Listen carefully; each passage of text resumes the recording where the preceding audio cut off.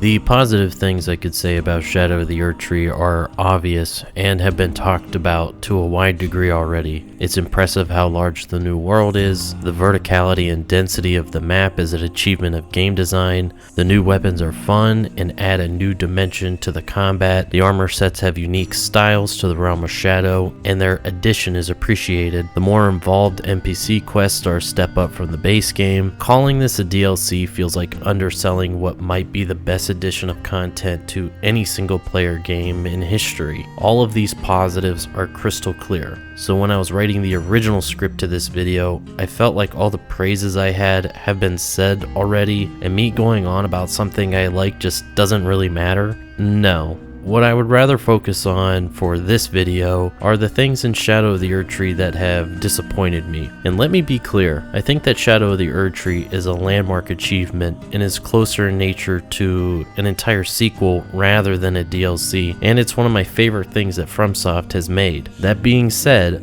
I do think that the DLC has come up short in some areas for me personally. Obviously, I cannot talk about the game without going in depth in spoilers, so this is your only spoiler warning. And also, I have to say this because I always have to say this, but no, I did not find the game's perceived difficulty to be an issue. I beat every boss solo and would say that there was only one boss in the entire DLC that gave me any reasonable amount of trouble, and that was Bale. And I attribute this to tradition, as I'm horrible at every FromSoft's DLC dragon fights. I don't know what it is about them, but I'm bad at them. Midir, Calamite, Bale, it's just tradition at this point. I still found Bale to be one of the most epic fights in the whole game, and it felt completely fair. I'm just not great at fighting FromSoft's dragons. When it came to what let me down, it was the lack of connection to the base game, Messmer as a character, and the ending. A month before the DLC was to be released, I started a fresh character. I had my build all planned out and wanted to be very prepared before going into the DLC. But what I wanted to do the most was to see if anything in the base game would change based on the DLC. So I was going through the game and I stopped my progression at the mountaintops of the giants. I made sure to go through the Halig tree, but I left Melania alive, and I didn't want to burn the Erdtree. And to my surprise, no. Nothing changed.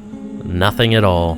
When I finished the DLC and went back to Roundtable Hold and talked to Gideon, he was still blathering on about 4 more demigods left to be located. And I'm just sitting there like, yeah, about that. But we can't, which would have been cool to loop at least one of the base game characters into the DLC. Either Gideon or Melina would have made sense. Now, I think in an interview Miyazaki did say that this was to be expected, the lack of connection to the base game, but he also said that the Shadow Realm was about the size of Limgrave and that the base game would take about 14 hours to complete, so sadly I can't really take what he says at face value.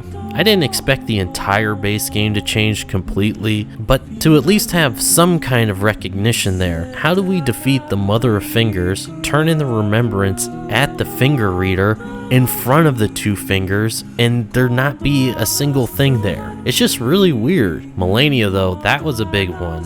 I did not fight her specifically to see if she would say anything new. I am standing here fresh from slaying her twin brother with his discarded rune in my back pocket like some tots I'm saving for later, and she doesn't react to this. This was a big letdown. Yeah, we learned what Melania says to Radahn when she nukes Caelid, but she doesn't react differently to us post the Shadow Realm. This is like Malekith. If you complete his quest and give him all the death root before going to face him in Fair Missoula, his dialogue will change. Yeah, it's a slight change, but at least he recognizes our player character. He doesn't sit us down to have a heart-to-heart, but it recontextualizes the interaction and gives us some more insight into his character. But yeah, this could have been more fleshed out in my opinion.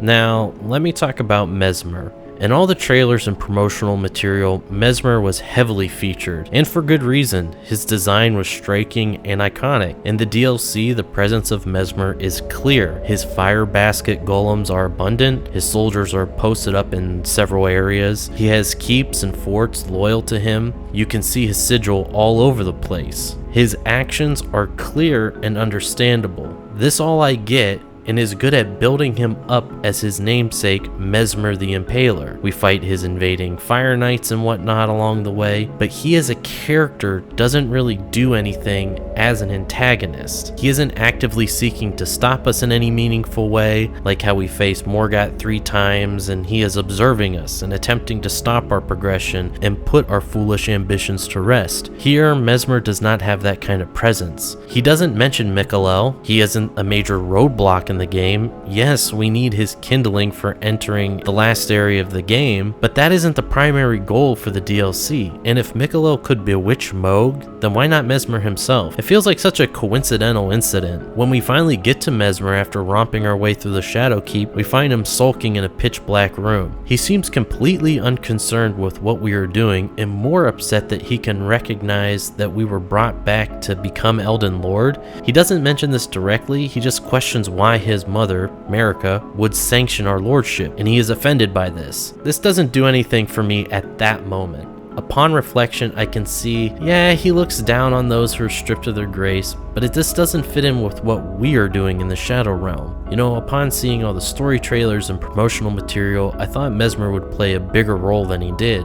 You know, as one of the demigod children of Marika, it just seems really inconsequential. It would have been cool to get a little bit more from him. I didn't need him to be the final boss of the DLC, that wouldn't have made much sense, but at least play a bigger role to our actions while in the realm of Shadow. Messmer is located in a room in a separate wing of the Shadow Keep that is not connected to any other location. We can enter the Shadow Keep from the front, and there is an exit to the hinterlands. To the east we can go to Ymir, and to the west we can go to the Raw Ruins. But we can go to all these places without fighting Messmer. In fact, I got all the way to the Shadow Tree past Romania and the Church of the Bud before even fighting Messmer. I didn't know when I was supposed to fight him, and if it would lock myself out of anything by killing him. But I think outside of the Hornset, there is no quest directly tied to him other than obtaining the kindling, which is a shame, as none of the other NPCs really seem concerned with Messmer at all. I just found Messmer's inclusion in the DLC kind of lackluster. His impact in the story is important. We can see the ruins of all the Hornsent cities, but we don't really get a feel for what he is currently doing. Is the crusade over? Is it still going on? Does he just periodically roll into Ballarat and burn it again? Like, what is he doing? Gale as an antagonist in the Ring City was a lot better. He guides us through the Dreg Heap down into the Ring City to then meet him at the end of time gorging on the Dark Soul, and when we fight him, it's because he's gone fully hollow. Boom.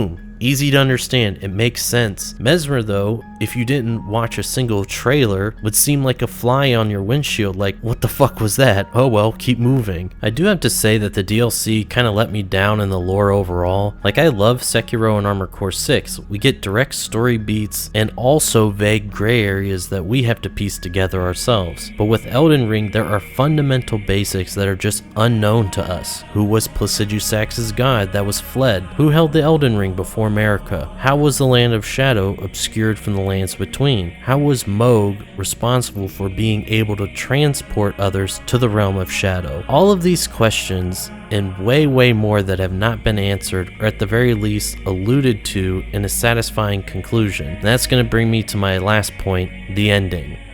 So while going through the DLC, I chose to side with Ansbach. From the beginning, his character interested me the most. As a casual invader, the Bloody Fingers always kind of felt like my team. The first NPC we meet in the game is Vare, a Bloody Finger, but we get the most illuminating dialogue from Ansbach. Not only do we learn that Michelel was challenged by Ansbach personally, what a Chad, but he was put under a spell by him. That's why he was following him. He lets us know that Michelel is a monster and some more insight into his abilities. But then we learn more about Mohg and how he was also charmed by Michelel. Not only that, but after we defeated Mohg, the Lord of Blood's body was taken away for nefarious purposes. Okay, the plot thickens. I'm here for it. I'm interested. All through the base game, I have been really intrigued by the headless demigod bodies that we find throughout the game in the walking mausoleums. I always thought that they were headless so they couldn't be possessed by a rogue spirit, like how Shabriri takes over Yura's corpse. Anyway, I'm getting off topic. So we have all this intrigue going into the last boss. It's been built up. And then we get to the Gate of Divinity to find out that Radahn is back. I was left with complete confusion. Why Radahn? Why is he back? You know, I wasn't expecting Godwyn, like I've seen a lot of people saying. From a lore perspective, Godwyn can't simply just come back. He was slain in soul alone, and is in some quasi-state of existence as the Prince of Death. So that's not what made me feel deflated. It was just Radahn. This just did not feel impactful at all. This moment left me feeling more confused than anything. Here we are going through the whole DLC without giving a thought to Radahn. I know it was one of the prerequisites for entering the DLC, but we were never told why. For Ranni's quest, we are told explicitly why we need to defeat Radahn. Ranni's fate is held in stasis by the halt of the stars, and we need to open a way to Nokron to get the Finger Slayer blade. Cool, easy to understand. We then get that cutscene of Mikalel saying that he is going to become a god, and that his brother needs to uphold his part of the vow. But what vow? We are not privy to this vow at all. Not only that, but we don't see Radahn's side of any of this. From the cutscene of Melania locking horns in combat, it was apparently over trying to get Radahn to go to Mikalel to fulfill his vow. Well, it just feels really weird and out of left field. Like all of Mikalel's lore seems tied up with Godwyn. Like at Castle Sol, your comrade remains soulless. Okay, well that can only be Godwyn. His body doesn't have a soul. Oh brother, Lord brother, please die a true death. This was all pointing towards Godwyn, and like I said, I didn't need to see Godwyn come back. It makes sense why he can't, but to have it be Radahn instead, without any of the same hints, makes it seem not even close to impactful.